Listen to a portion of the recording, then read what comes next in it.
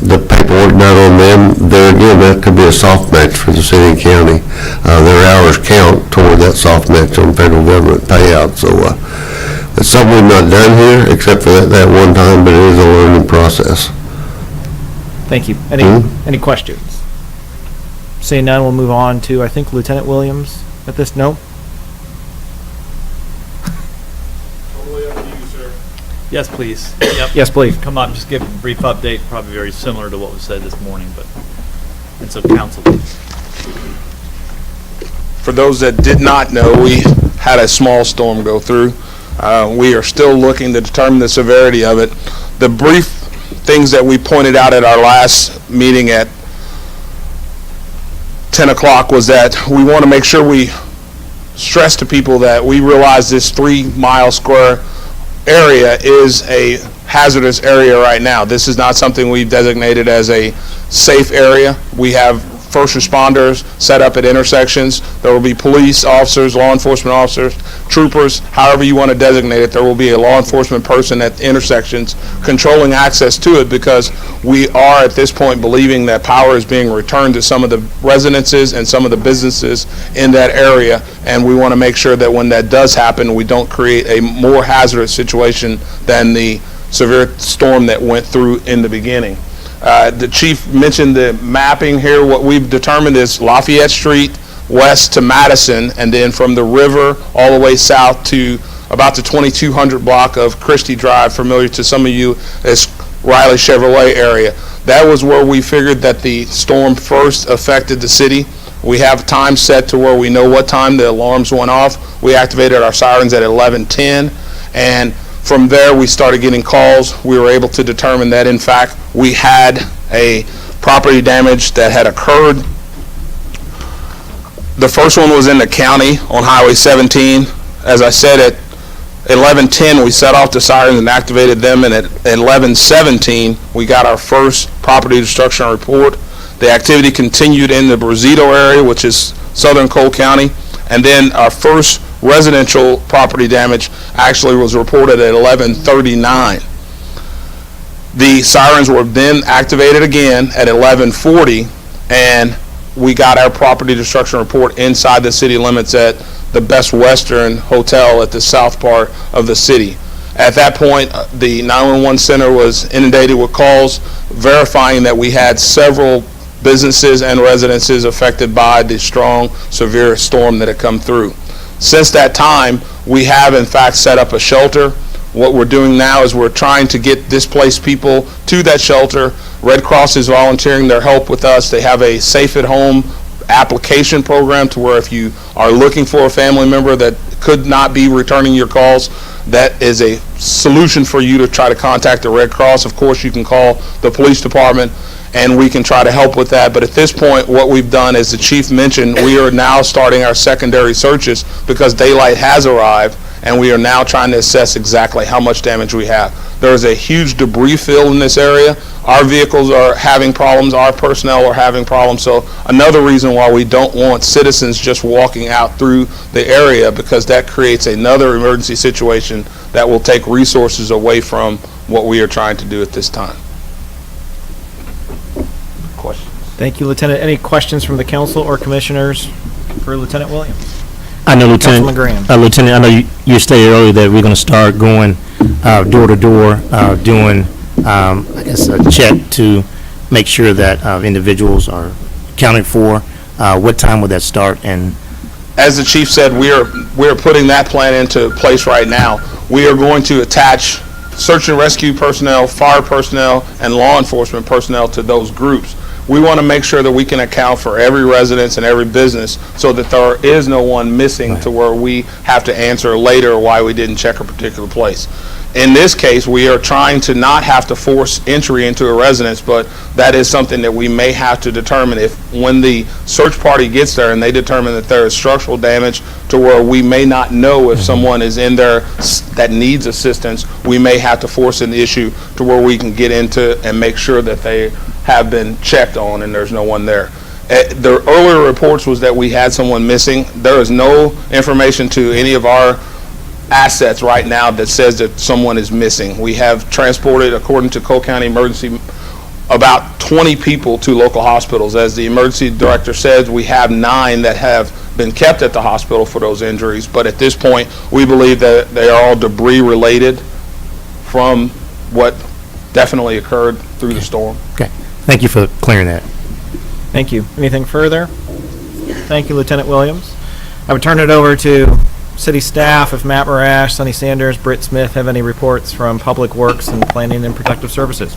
Yeah, and just quickly on the Public Works side, would announce that the city buses aren't running today. The main transfer point's located just outside this area, and most of the buses do run through it. So there's no way to really run those routes, but we do have the buses available in case we need to transport more folks to the sheltered area.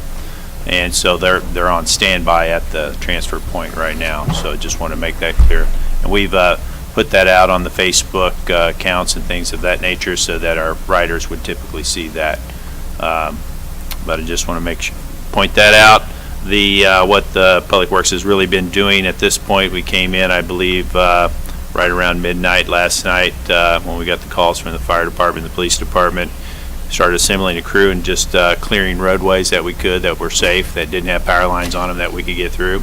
So that's kind of our main point of focus right now, just getting the debris to the side so that people can pass through the roadways. We've also worked with some other partners, getting some of our signals back operational. Some of them are on generators actually right now. We went out and worked to get some of those on generators, not in this area particularly. There's a few maybe, but again, the general public's going to be shut off from this area, as Lisa said. And that's kind of the extent of what we've done so far on this. If you want a little flood update, I can give that now or wait till after we talk about this. Either way. Just real quickly, obviously yesterday we were very focused on flooding, and still so today, a little less so probably, big focus here, but the flood is happening. Myself and Mr. Smith went over and checked it just before this meeting. I believe the elevation is about, is it at 30 right now, I believe. Just an inch or so above 30. Yeah, so if you remember, our levee holds to about 30, maybe just a tad more. But by 1 p.m., that's anticipated to be exceeded, so that area will start flooding and filling in with water at that time, at least by that time. Of course, you know, with all the rain, a lot of soft areas around this levee, you just don't know, so it's not safe to be over there either. And so, you know, that has pretty well been evacuated. The police helped us with that yesterday, but they had to pull some people off that, so we'll be talking about that further. But yes, that area could begin to flood at any moment. So, Any council or commission questions for city staff? Jeff? Just Commissioner clarification as far as the volunteer reception center. Do we have a number or online that they can go to? Not along the search and rescue necessarily, but more along if you need help with cleanup or construction, shoring up buildings or anything. I've had a phone call on the way in here. Some guys got their crews, so they'd rather, instead of putting up buildings today, they'd rather help out. So where do we direct them to?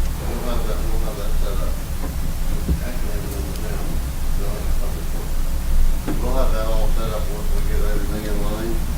We're not calling 10 or 15 places. Okay. Down on the social media site and something else. What social media site, Bill?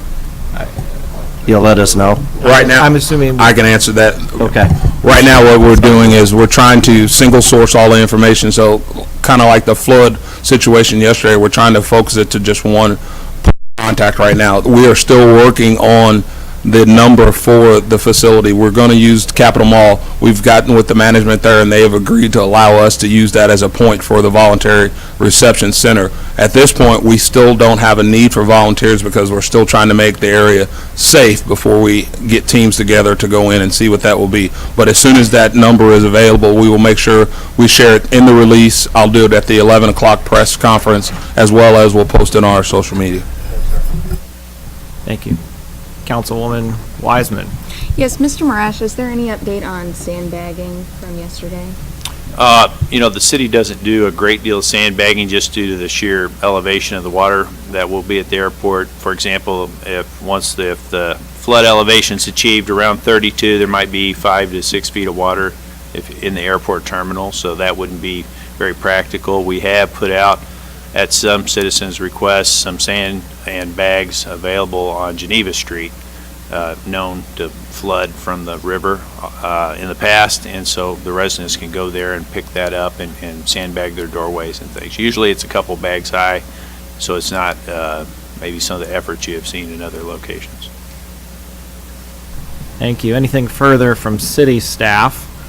I'd ask any county staff or departments in the room that wish to provide an update to the county commissioners, Mr. Benz with County Public Works or Sheriff Wheeler.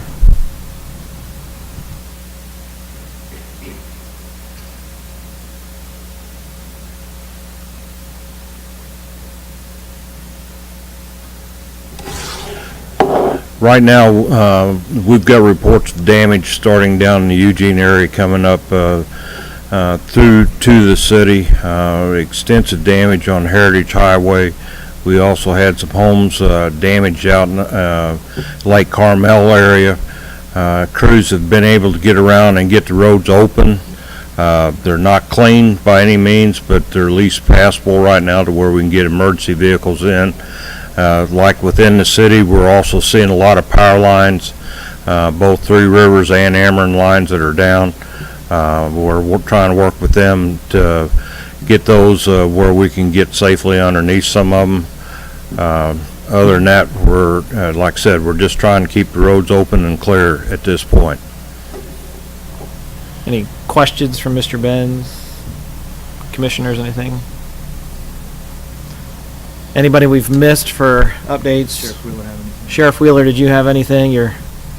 Chief Schrader. And then Chief Schrader, okay.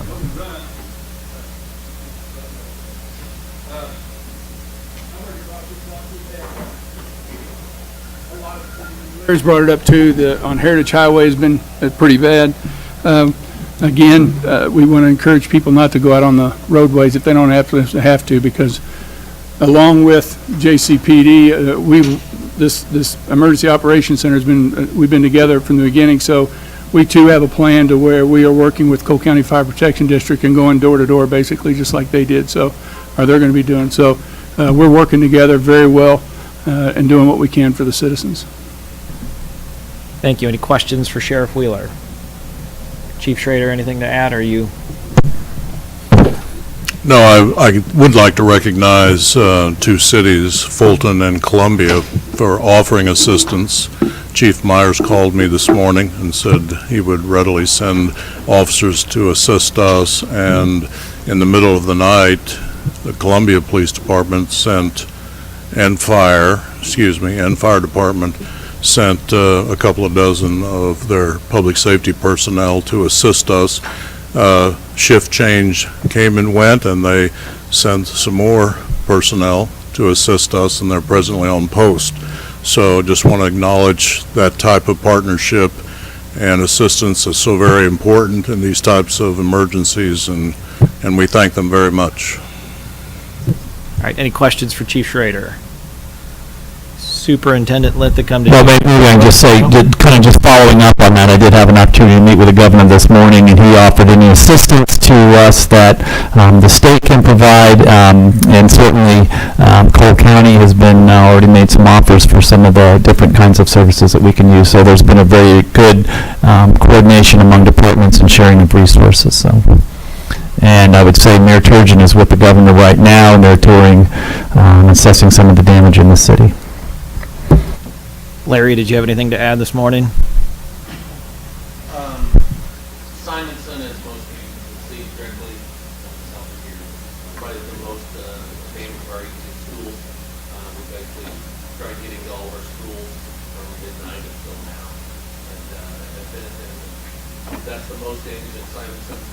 The high school really doesn't have damage. At the high school, the press box at Acton Stadium, the roof is off. You can literally see through the top. So our state track meet that was due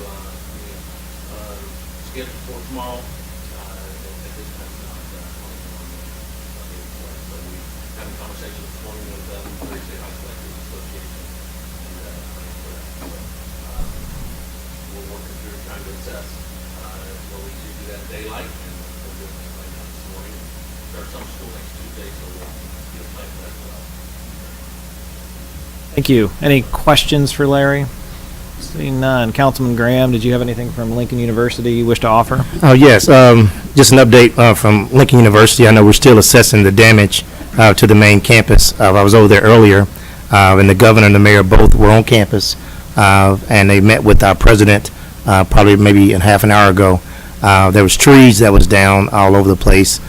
Some buildings had small damage, but the major damage came in 601 Jackson, which is the home of our president. As a matter of fact, she had called me probably about 1 a.m. this morning and said that she had gotten out of the house and she heard the sirens going off. So I'm certainly glad, Chief, that our sirens were working. So she was able to go to the basement. She got to the basement area, and that's where she stayed. And as we look back now, we're certainly glad that she was able to get to the basement, because it looks as if that tornado was a direct hit and her bedroom was tore completely up. So her residence is certainly offline. I'm sure it can be repaired, but I think it's totally gone. Her garage had ended up on Highway 50. So that's pretty much, where we're at now. So I'm just thankful that at this point we haven't had any fatalities. So that is certainly a good thing, because all the things that I just talked about are materialistic things. They can be replaced, but your life cannot be replaced. But that is an update from Lincoln University. Right. So Thank you, Councilman. Did I miss any departments or emergency personnel that need an update? Chief Schofield. Just one thing that a couple of media questions have come up during the course of this conference, and one of them is, as we're going door to door, if people aren't going to be home, still secure your residence when you leave. If there's no signs of damage, we're simply going to knock on the door. We're going to do a 360 around the back. We're going to look in windows and just make sure that everything looks good from the outside. Unless there is significant damage. If there's significant damage to your home and you're in the affected area, it appears like there could be somebody there, there's a good chance that we're going to try to get in there and make sure. So the question, I believe, from the media was, what happens if someone had a major structural failure at their house? We need them to be present during this search operation. That would be much better for us. If that can't happen, then somehow leave us some sort of information in the home so that we don't need to go through and search that structure thoroughly. That saves us time, and we don't have to leave your home in a state that is not secured. We want to keep everything as secure as possible, but we also don't want to miss anything, and that's what a secondary search is. So we're trying to exercise in good faith, and we know that the people we have out there are going to make very cautious decisions as to which doors to force. But just to remind folks, if you're not affected, you don't have anything to worry about. If your house is only minimal exterior or superficial damage, we're not going to bust in the door. We're just going to do a 360. We're going to look in the windows. We're going to touch the house with a GPS and make sure that we tag that we've been there.